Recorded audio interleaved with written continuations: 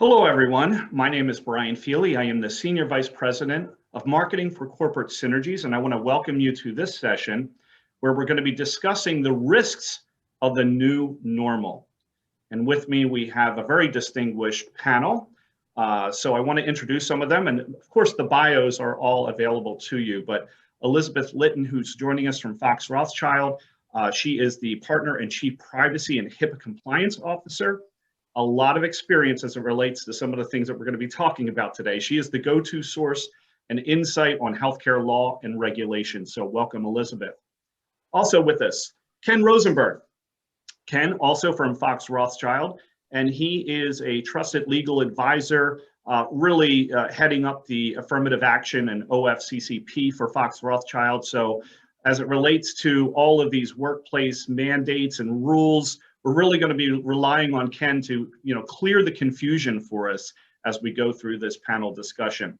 And also Dan Kuperstein. Dan Kuperstein is the Senior Vice President, ERISA attorney for Corporate Synergies, and many of you on this call know Dan and the team as it relates to all things related to compliance. So Dan, welcome to the panel as well. So let's get right to it. And I'm looking at you and I'm just thinking to myself, you must be a very, very busy person today. With everything that's been happening. Of course, what's on everyone's mind is COVID-19, getting back to work. And let's just start off with the big one, vaccines. Can you mandate vaccines? Can you require companies to say, yes, you need to be vaccinated before you come into this workplace? What are the rights of the employers? What are the rights of the employees? I think that this is something that people are thinking about, especially employers. And I'm going to throw one more thing in there. When dealing with this, regardless of whether you're mandating or not, what happens with an employee that says in a situation where you're requiring it? Now, I'm not getting the vaccine, whether they actually have a right to say that or not. How do you deal with all this? So let's talk vaccines, Ken. It's quite a few issues all packed into one question. I know. We'll try and unpack them. And we absolutely have been extremely busy over the last 14 months answering employers' various questions in connection with the COVID-19 pandemic, as well as what their rights and responsibilities are to their employees. So to begin with, your first question that many employers have been asking us is whether they have a right to mandate their employees to be vaccinated to have them come back to the office. And the answer to that is that the EEOC has stated, and many state departments of human rights and similar civil rights agencies have indicated that employers have a right to mandate that employees get vaccinated in order to return to work. Employers have a right under the Americans with Disabilities Act to establish qualification standards, which includes provisions that ensure that employees or anyone else for that matter will not create a direct threat to other employees. And a vaccination standard is a permissible standard for an employer to establish. However, that has to be balanced with the rights of employees and issues that can arise if an employee needs an exception to that mandate. And in those circumstances, there are some specific exceptions that employees may raise in objection to or as a defense or to put up a bulwark to your mandatory vaccine mandate, and that those may include the fact that they may have a recognized disability, medical disability, which may preclude them from being able to get the vaccine. Also, they may have a sincerely held religious belief, which may impact or prohibit them from obtaining a vaccination, or they also may have a medical instruction from a physician. For example, women who are intending to get pregnant or are pregnant or are lactating also may be instructed by their physician not to get the vaccination. And in those circumstances where an employee raises an objection to a mandatory vaccine policy or requirement that an employer imposes, the employer has to engage in an interactive process with the employee to determine whether, first of all, their presence in the workplace would constitute a direct threat to themselves or other employees, and if so, whether there's any reasonable accommodation that the employer can grant the employee to still return to work without being vaccinated. For example, social distancing, masks, job reassignments, telecommuting. There's a variety of potential accommodations that an employer would be obligated to grant to an employee who raises an objection to getting vaccinated. However, if an employee comes forward and says, I just don't want to get the vaccination for some reason other than one that I just referred to, then that may be a scenario where an employer would have to consider taking it to a next level. All right, so it sounds like you can mandate, but at the same time, you just have to make sure that you are also protecting the rights of the individual. And in doing so, there's this entire process that you need to go through. Should somebody raise their hand and say, hold on, I think I have a reason why I should not be getting the vaccine. All right, so is there any preparation as it relates to an employer who's building their policies? Because everyone's talking about, this whole pandemic has had folks go back to their employee handbooks, their policies, and start to rewrite some of this. So how does that impact the employer and what they are putting into their policies right now? Sure. So those policies that they have in place, and many employers already had in the pre-pandemic, employee handbooks or other written policies that would address their responsibility and their requirement to engage in an interactive process if an employee came forward with a request for a reasonable accommodation due to disability or sincerely held religious belief, that they would have engaged in any event, regardless of whether the pandemic or COVID-19 existed.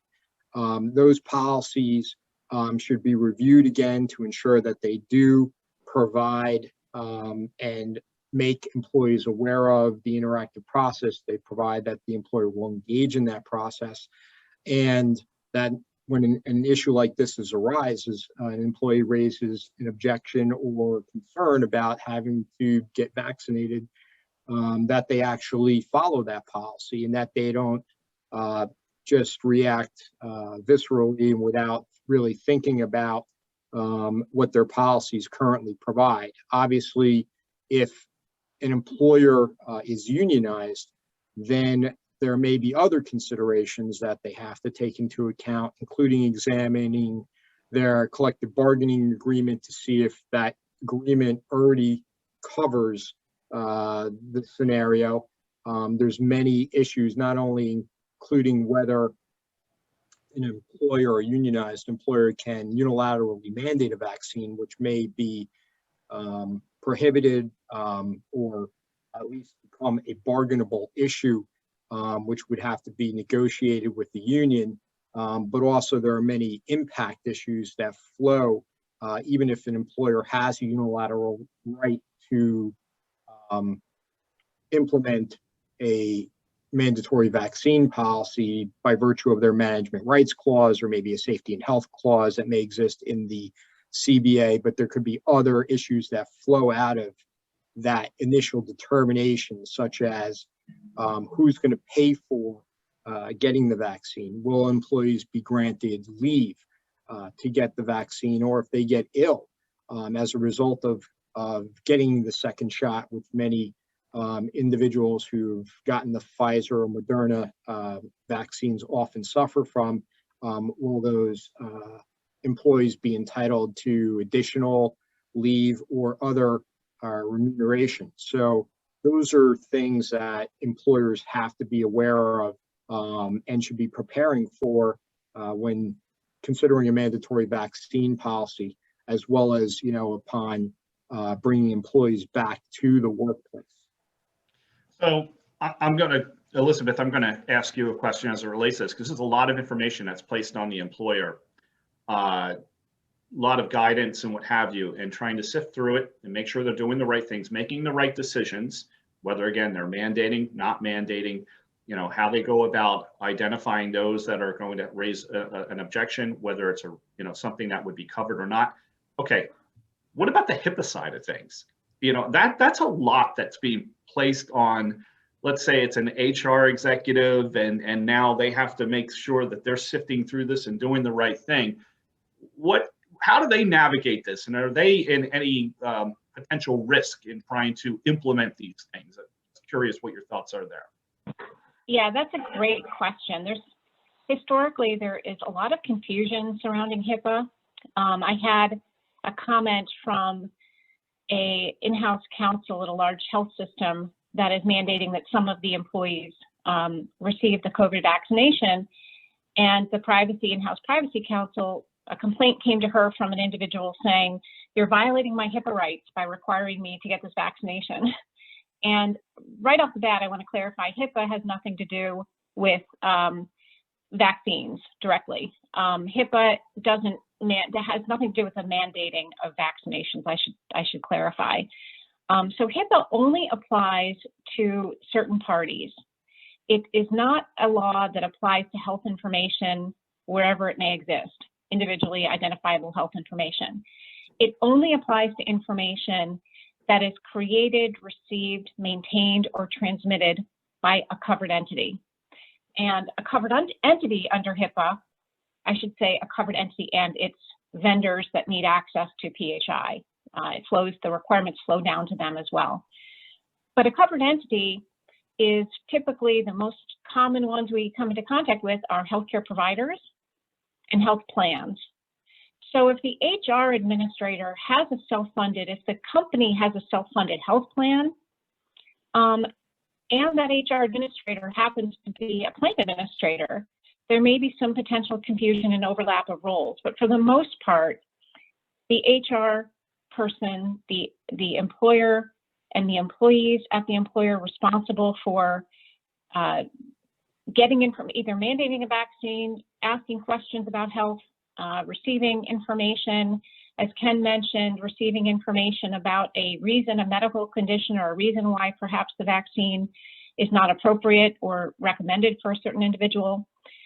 Anything related to health coming from the employee generally is not subject to HIPAA. So that HR person, the HR person, and Ken can talk about some other privacy provisions that apply to the information in the hands of the employer, but HIPAA does not directly apply to, I can disclose any of my information to my employer that I choose, my health information. It does not trigger HIPAA. And the employer can ask and receive information from me that does not trigger HIPAA. If the employer requests the information directly from a provider, such as an on-site vaccination provider, or from a provider in order to verify that I am sufficiently recovered and no longer contagious, let's say if I've had COVID or any other transmissible disease or for any other purpose, that request going to the healthcare provider is a covered entity and is disclosing information, if it's my health information that they've gained from treating me or providing me with a vaccination, that typically is subject to HIPAA, and the employer would need my authorization, my express HIPAA authorization in order to get that information. So I know that's a lot. I don't know if I answered your question, but no, you did. You actually brought up something that's interesting on potential incentives. So getting information, there's wellness programs that are out there, and there's online portals and, feeding into other professional organizations that are collecting this information and providing it. So you start to think about, hey, on the news last night, at the time of this recording, right? Last night, I'm watching the news and they're talking about these incentives happening where they're giving away cars, they're giving away cash. And, it's like, okay, well, what about the employers? What are they doing? So Dan, I'm sure that you're having these conversations. So, based on what Elizabeth is talking about, getting this information to know that you're vaccinated, you're not vaccinated. Are employers thinking about, hey, can we offer an incentive program to ensure that people are vaccinated or have an incentive to get vaccinated? What's happening in your world as it relates to that? Yeah, that's great. The vast majority of our clients that decide to do something with regard to vaccines are choosing to do an incentive program rather than a mandatory, program where it's required that the employees get the vaccines. And so, I think the short answer to the question of, well, can you do that, right? Can you offer incentives? The answer is yes, right? But obviously, when it comes to understanding the implications from an employee benefits law perspective, right, it all really depends on how you do it. And when it comes to what your requirements are going to be under those laws. And just to provide some background on all of this, right? I think the approach has really kind of changed among employers in recent months, as opposed to when the vaccines first came out back in December. And if you remember back in December of last year, right, when all this was very new, at that time, there was a lot of concern about whether or not employers should be offering incentives to employees to get the vaccine, because under the employee benefits laws as existed at that time, employer-sponsored benefit programs providing benefits or incentives in return for an employee receiving medical care or achieving a health-related standard, well, that could likely be considered to be both a group health plan and a wellness plan. And the thinking back then was that, look, such a vaccine incentive program, that would be a lot like a regular employer-sponsored flu shot or other vaccination incentive program, which is typically offered through a wellness plan or a group health plan on site, right? Those types of programs, those types of incentive programs are subject to legal requirements under ERISA, COBRA, and for wellness plans, rules under HIPAA, the ADA, and GINA.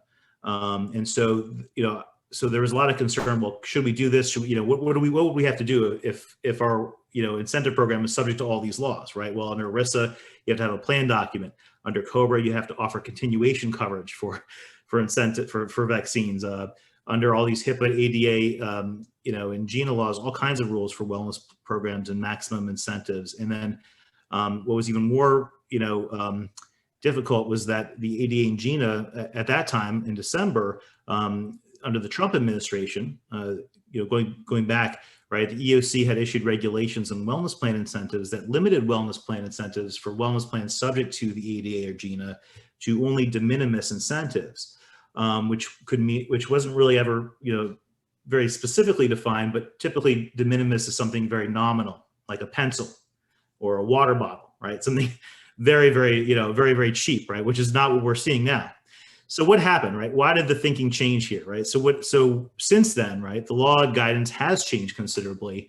First of all, when President Joe Biden became president, right, those wellness incentive rules under the Trump administration were frozen until they could be further reviewed by the new EEOC, and they're still frozen, which means that there's still a lot of ambiguity about how much of an incentive you can offer for a vaccine incentive in a wellness plan, right, that's subject to the ADA and GINA.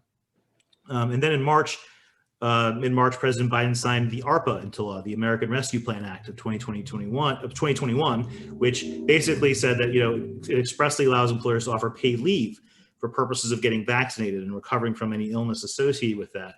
And then in late April, President Biden himself and other agency officials gave speeches encouraging employers to offer generous financial incentives to employees to get vaccinated.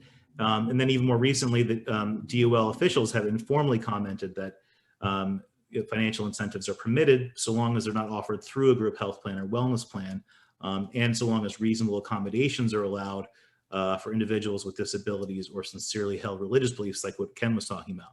So what are the takeaways from all of this, right? Well, Obviously, now it's much easier to provide incentives than what we initially thought back in December, but there's still ambiguity there, right? And it all really depends on how you do it.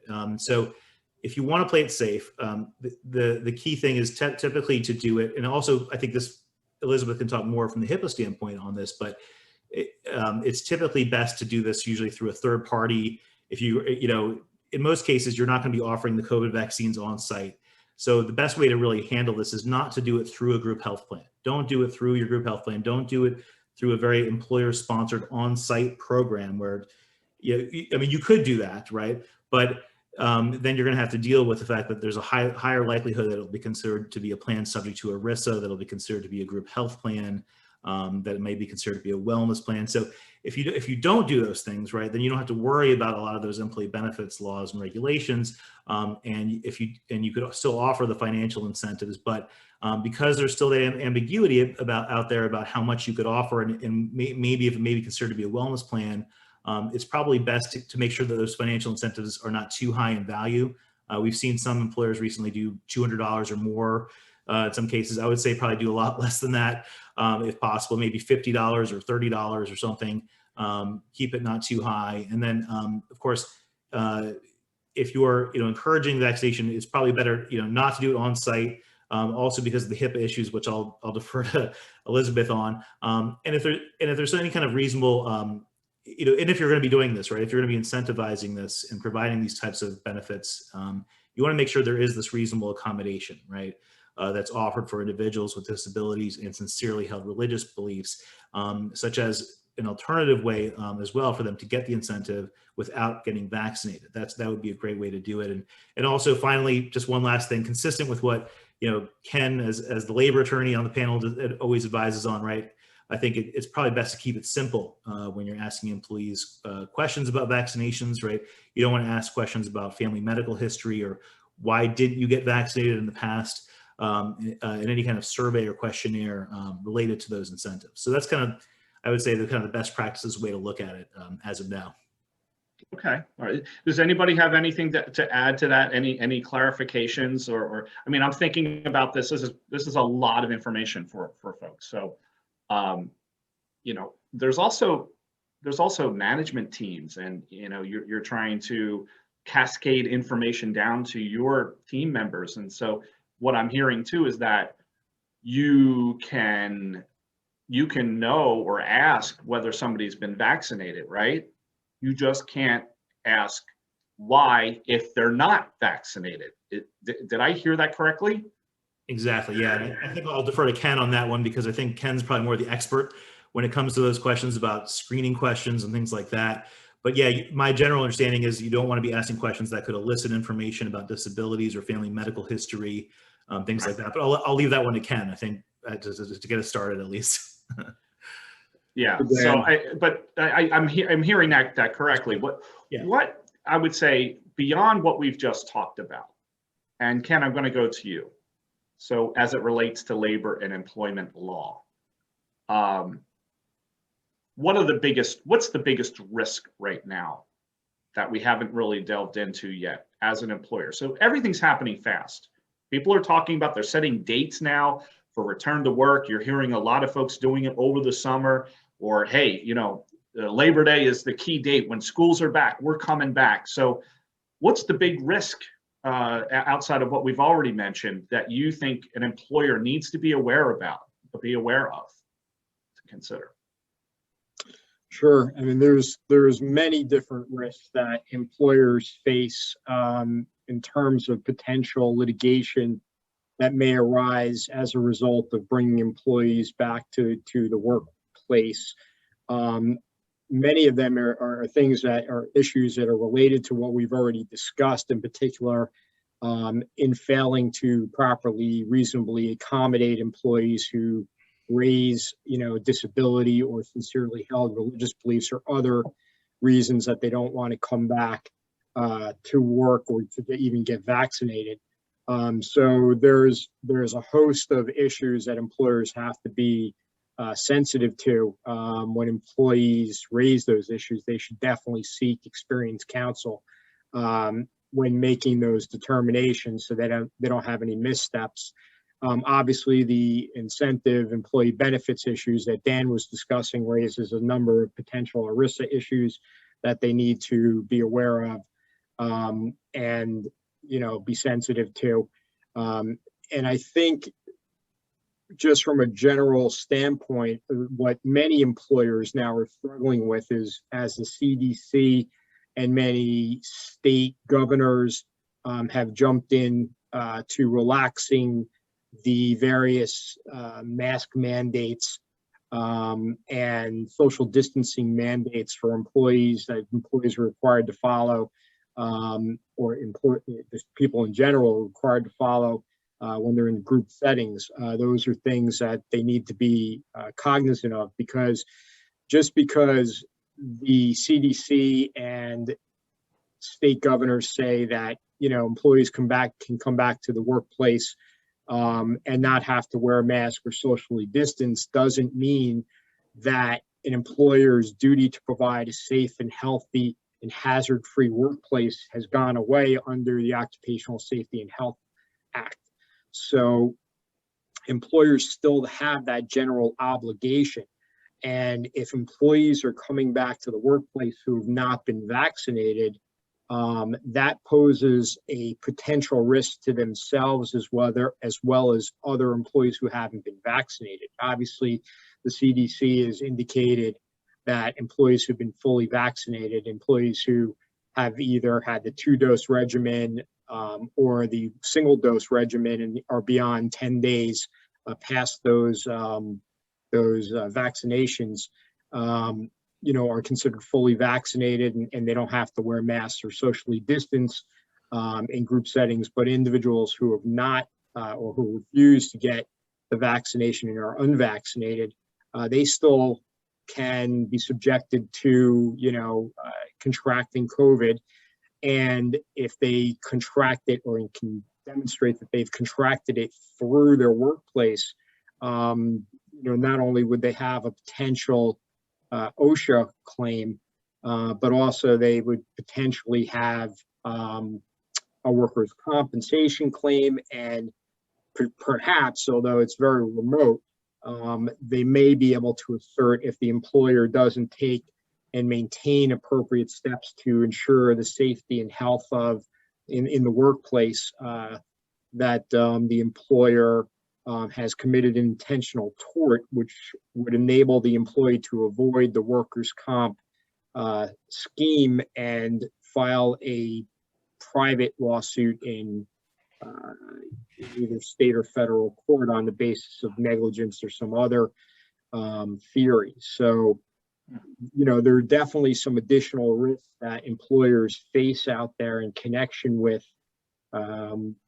bringing employees back to the workplace, but not keeping their guard up and not maintaining some of the policies, safety and health policies they've already put into place when this pandemic started. And it would be probably advisable to maintain those policies, especially for unvaccinated employees. They should still be required to wear masks in the workplace, as well as to follow general social distancing and general cleanliness guidelines that have been followed since this began. So could you, in a sense, then say, okay, our policy is going to be, if you're not yet vaccinated, and we can ask whether you're vaccinated or not. You don't have to tell us the reasons why, but if you're not vaccinated, you will now have a different set of guidance that you need to adhere to in the workplace. So you're seeing this when you go into hotels now, what have you. If you are fully vaccinated, you are not required to wear a mask. So you can set up guidelines for people who are not vaccinated. They have to social distance, they have to wear the mask, they have to do all the things that we've been doing leading up to the vaccinations, right? So that could be a different set of rules for those folks, as opposed to those that are vaccinated that can not have to social distance, follow all the guidelines of their local, state, federal, whatever. That's in place. That's correct. What about those organizations that have, let's say, well, let's use the 12 and under. Let's look at, daycare, or for that matter, retail, where you're coming in contact and it's not your employee. It's it's just your clientele, if you will. Is there any change with that?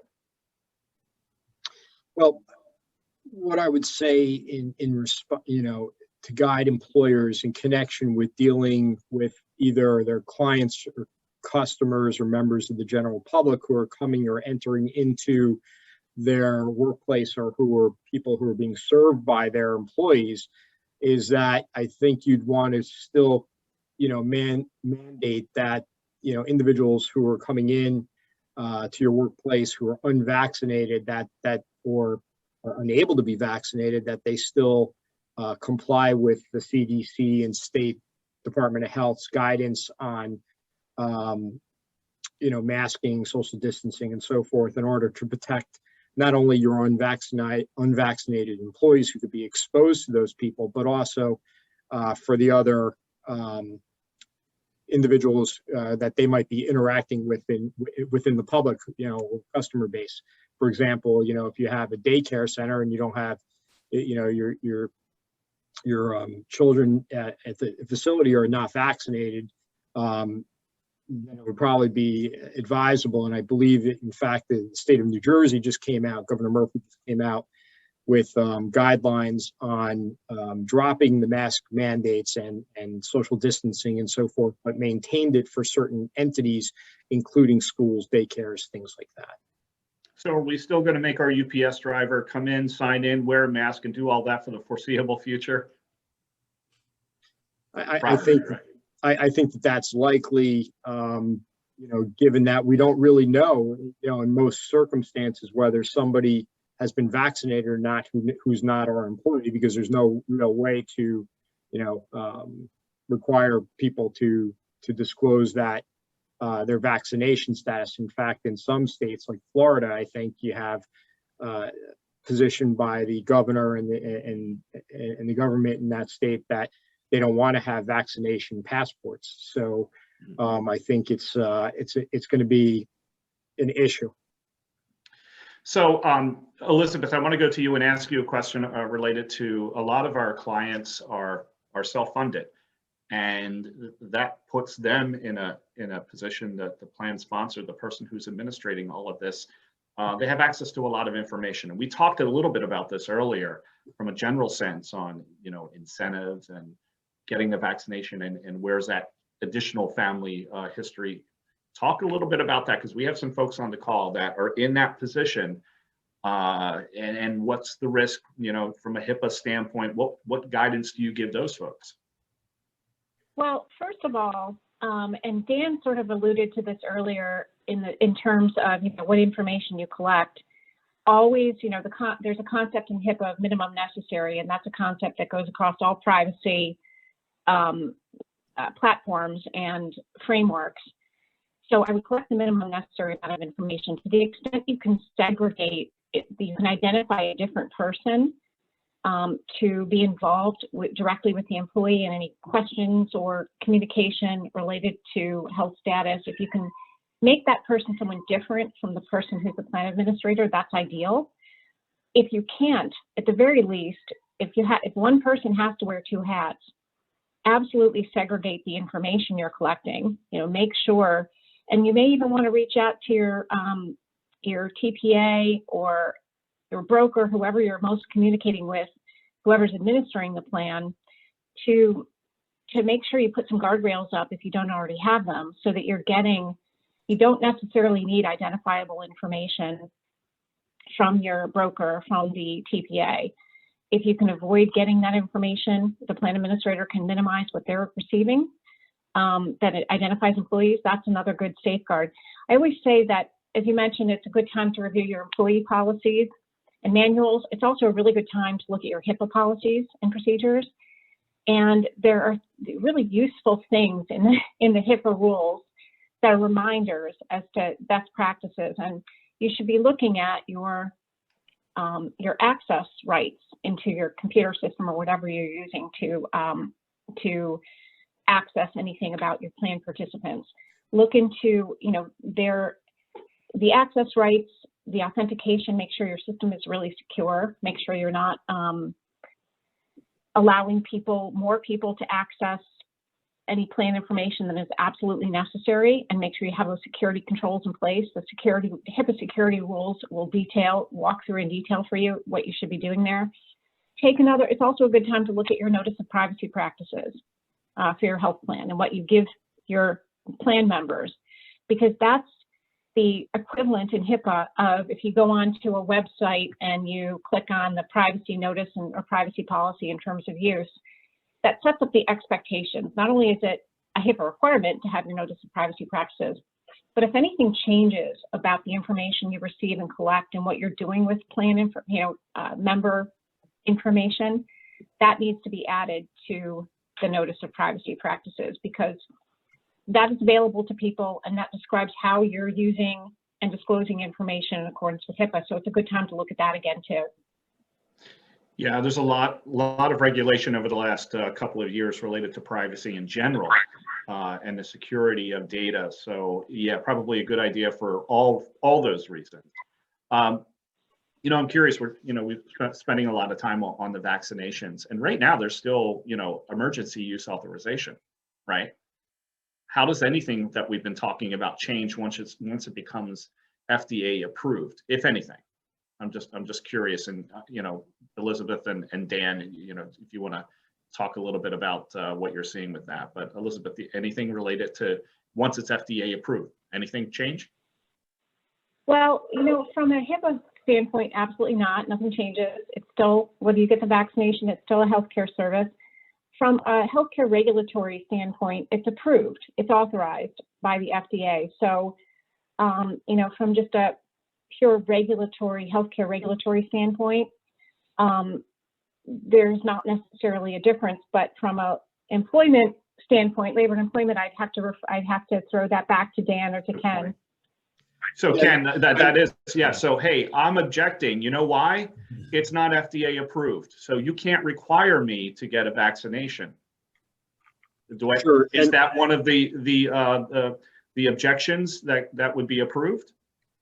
So Brian, I think, to answer, I guess, the two questions that you posed, I think once the vaccinations are fully FDA approved and move out of the emergency use authorization status, what that will do is it will provide greater confidence to the general public and to individuals who are saying that they don't feel that the vaccination is fully vetted, and we don't know what the potential ramifications of getting the vaccination are.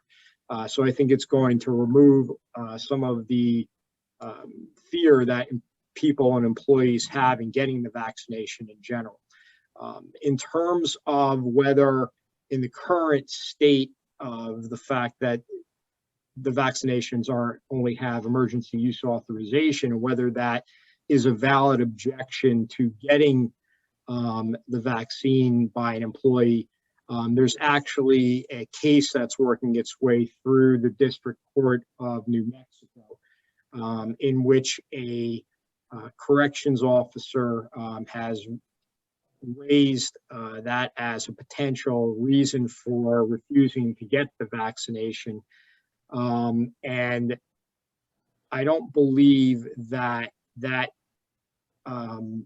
lawsuit will ultimately prevail, because the emergency use authorization statute is really geared towards, I guess, it's geared towards prohibiting or actually imposing obligations on federal officials and not private entities or employers.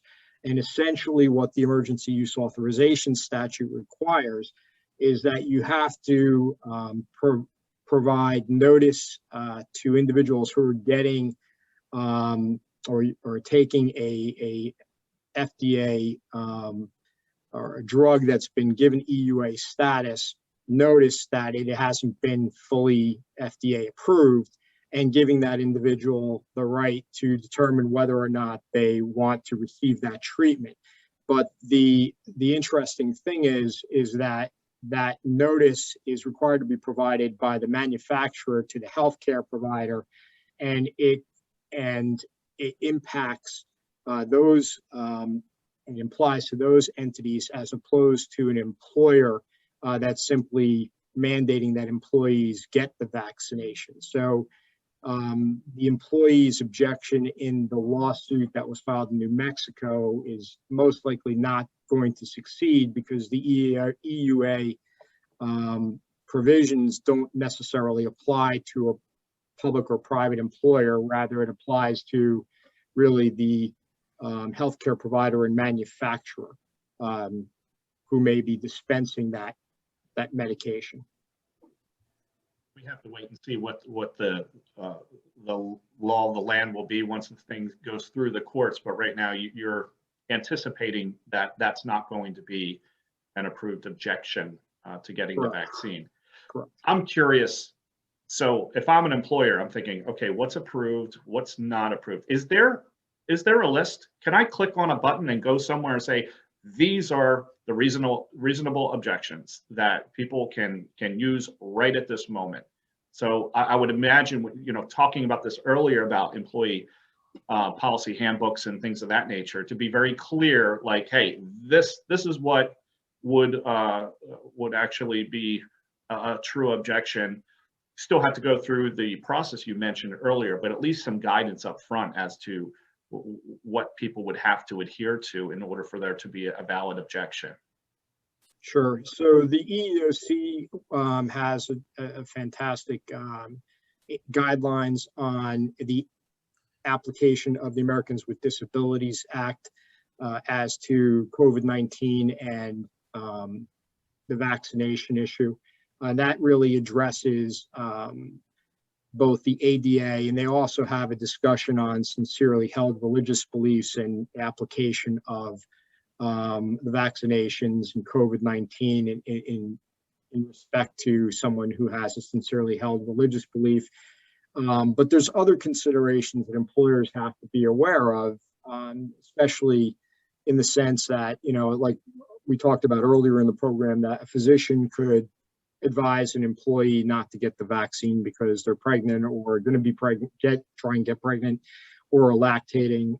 That could be a valid basis to object or to getting vaccinated, as well as the possibility that an employee could object based on the fact that the requirement has a disparate impact, that the employer's policy that all employees be vaccinated has a disparate impact on a specific protected group. For example, if the employer's policy was that everyone has to get vaccinated, however, a specific either racial group or ethnic group, just generally speaking, has an outstanding objection to being vaccinated, then the employer's implementation and application of that policy, if it had an adverse disparate impact on a specific group, protected group, could result in a discrimination, disparate treatment, or disparate impact lawsuits stemming from that policy. So, there's, I think what I said earlier, the best practice is if you're going to implement a mandatory vaccine policy and you start receiving objections to that you discuss those objections with experienced, professionals to deal with it. Interesting. Okay. Lots to absorb there. I'm going to switch off of vaccines a second, because also related to return to work is this experience we've all had working remotely. I mean, I'm looking here we are, we're all remote right now on this call, and we're working, we're getting things done. We're doing a session right now. So outside of vaccines, hey, we're coming back to work. I'm okay where I'm at. I'm good. I'm going to stay right here. Think about that from an employer's perspective. They got all this real estate, they're paying rent, what have you. They want to bring everybody back. What are you seeing as it relates to that situation where folks are like, hey, I've been doing this for a year. I don't know that it's necessary for me to come back. In fact, I'm telling you, I'm thinking I'm going to stay right here. Sure. So that is a definite possibility that employees are going to push back on the requirement that employers want to get their employees back to the workplace. And I think employers need to look at it not only from a legal view, but also from a morale issue, which is, do you want to risk, if you impose a hard mandate that all employees have to be back to the office by September 1st in order to, maintain, and build on your culture and your company culture and improve oversight and accountability and all these other great reasons that you want to have employees back in the office, are you going to end up pushing away by that inflexibility employees? Are you going to drive people out to go to other companies that have more of a flexible arrangement? So that's the first, I think, business issue that they're going to have to think about. From a legal standpoint, if an employee doesn't identify a specific medical or disability related reason why they can't return to the workplace, for example, there are, even before the pandemic, there were employees who, for one reason or another, had a medical condition which prohibited or impaired their ability to go to work every day to the physical office. An employer would have to engage again in the interactive process and potentially reasonably accommodate that through telecommuting. So that issue is not going away from the perspective of if somebody has that type of reason for not being able to return to work. But if they don't identify a specific disability related reason for not returning to the workplace, then an employer can require that and can say, well, if you're unwilling to return to the workplace because we have all these good reasons why we want you here, then you can separate that employee, and that employee, while anyone can sue anybody at any time for any reason, they wouldn't have a very good case against the employer without coming up with some specific disability or medical related reason. If it's just, I don't feel like coming back, that's not going to hold water. Yeah. I know that those are going to be issues that everyone's going to have to work through. And I think the flexibility, productivity, and the arguments, valid arguments, this has been a big experiment. Really, the pandemic has put a lot of things in place that weren't really lifting before, but now that they have, people are feeling a little bit more comfortable with some of the things that we've maybe been hesitant about. And I think virtual work has been one of the big areas for sure. Elizabeth, you have meetings set up with your employers, your clients, what have you, going forward. What else are they thinking about and looking for guidance on that the folks that are listening to us right now might want to listen to? Sure, absolutely. I'm hearing, at the beginning of the pandemic, some employers were looking for ways to make work from home easier for their workforce and implementing just resources, companies out there that might be able to help find somebody who could assist with safe daycare or, implementing these additional programs to help their employees. And that's where some of the things Dan spoke about earlier, trying to distinguish what is part of it, what's a wellness plan, what's part of your ERISA plan, and what's not, is really important. But those issues may come up again in the flip side, in the return to work side, if you're trying to figure out ways to make life easier for your employees and implementing programs or plans to assist with that process. I think it's really important to, and I've been speaking with some companies about, getting proper advice from an ERISA standpoint, an employee benefit standpoint on that, as well as, we have a lot of tools right now to collect information and surveys, asking for disclosure of information, some of which is health status related, and making sure that even though that voluntary contribution of health information or discussion where I'm saying to my employer, here's my health condition, I would like to continue working from home. Even though that voluntary disclosure is not subject to HIPAA, the sensitivity, sort of the reason I mentioned before, the segregation of the HR person from the plan person, is because if the employee believes that on the plan side you have access to claim information, not only if that information is going outside the plan, outside the authorized people who have the permission to know that plan related information, and that information is going to the HR side in this discussion, not only is that a HIPAA breach, because HIPAA requires that really specific, location, but from an employee perspective problem, they could, there's no private right of action for an employee under HIPAA. That's not the issue. It's a potential problem for the plan in terms of having a reportable breach, having potential Department of Health and Human Services, Office of Civil Rights investigation into your, protocols and privacy procedures and security. But on the employee side, if they're concerned that, well, you're not approving me to continue working from home because somehow you have looked into my claim history and you're doubting that I have this condition, or you think I'm sufficiently recovered, whatever the case may be, that could give rise to employee issues, claims that you're being discriminated against and that the employer improperly used information from, one hand said the right hand handed the information to the left hand improperly, and that was used to make a decision about my employment, and that's, may feed an employee making a claim against the employer.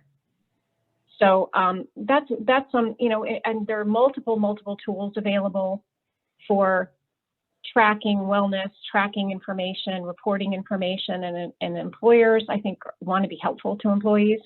So it's just a good idea to take a look at what information you're collecting, what is the purpose, is it subject to HIPAA or another privacy law, and just making sure you're going in with your eyes wide open. Well, I think people's eyes are wide open for sure. They've been wide open for many months now, and it sounds like right now we're getting to the point where it's all going to go into action. This return to work, where I remember last year, my goodness, it's been so long, when we actually thought, hey, May 15th, right? That was the big day. We're going to be back May 15th, then July, and here we are a year later. So a lot of interesting work ahead for everybody. Dan, I just want to go to you to kind of wrap things up from your standpoint, because you are the point for all of our clients, whether it's the ERISA information they're curious about as it relates to their benefits plan, or anything else related to compliance. They're coming to you and your team. So I'll give it to you to wrap things up for us on this great discussion on return to work. Sure. Yeah. No, I think the key takeaway here is, from everything that we've been saying, is, just be careful. Make sure you have the right procedures and policies in place. Make sure you're asking the right questions. Make sure that if you're doing any kind of mandatory or incentive-based vaccine program, that there's reasonable accommodations for disability and sincerely held religious beliefs. And then kind of going to a lot of the things that I think that Elizabeth and I were talking about, right? Make sure there's real separation between the health plan and plan administration process and the employment and HR process to ensure that your organization is keeping everything, is complying with privacy laws. And that's, I think, kind of a general kind of best practices thing to take into account. Is sometimes it's better to make sure things are done through third parties or done off site, or that there is some kind of wall, right, between HR and the medical information and privacy information. So I think those are some of the big kind of takeaways from today. But obviously, we're here as resources for everybody to if they have additional questions. I see a lot more e-alerts coming down the road. So Dan, I want to thank you, Elizabeth, Ken, for your expertise in the conversation I hope you all listening and watching this found it useful. We will try to answer your questions that you may have put into the chat. We are monitoring this live, even though this is recorded. And enjoy the rest of your day here at EB Rise. Thank you again for attending. Have a great day. Thank you.